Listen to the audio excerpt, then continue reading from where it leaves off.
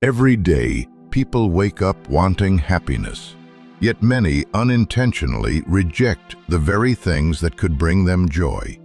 Not because they're weak and not because they're broken, but because the brain is wired for survival, not happiness. When life becomes good or peaceful, the mind can interpret that as a risk, and that's when self-sabotage begins. Self-sabotage isn't a personal failure. It's an emotional shield, a defense mechanism that activates when your brain believes change, success, or vulnerability might hurt you.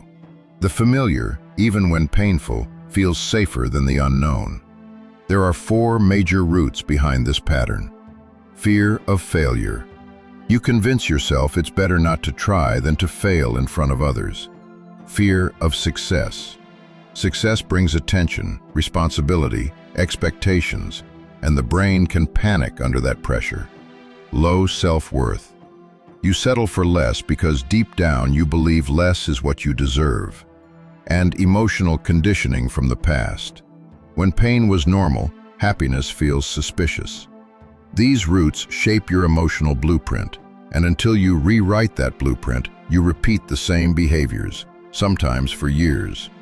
You see it in relationships. Someone treats you well, but you distance yourself. Not because you don't care, but because safety feels dangerous. You see it in finances. You save money, then impulsively spend it. The stability feels unfamiliar. You see it in your dreams. You get an opportunity, but you talk yourself out of it. The moment success is near, you retreat.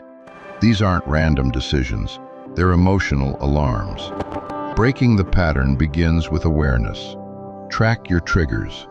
Notice the moment you start avoiding, delaying, or pulling back.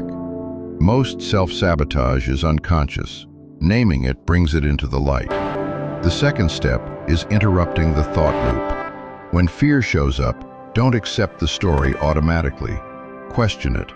If your mind says, "I can't," respond with, "I'm uncomfortable, but I can try."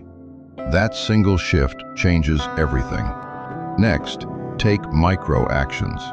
The brain hates big change, but it adapts beautifully to small, repeated steps. 5 minutes of effort, 1 uncomfortable conversation, 1 completed task. These tiny wins build self-trust, and self-trust dissolves sabotage at the root. Another essential step is healing your beliefs. You don't rise above your belief system, you rise to meet it. If you believe you're unworthy, you'll destroy every good thing you touch. If you believe you're capable, you'll build a different life. Work on self-worth, compassion, and the narratives you inherited from your past. And finally, learn to tolerate happiness.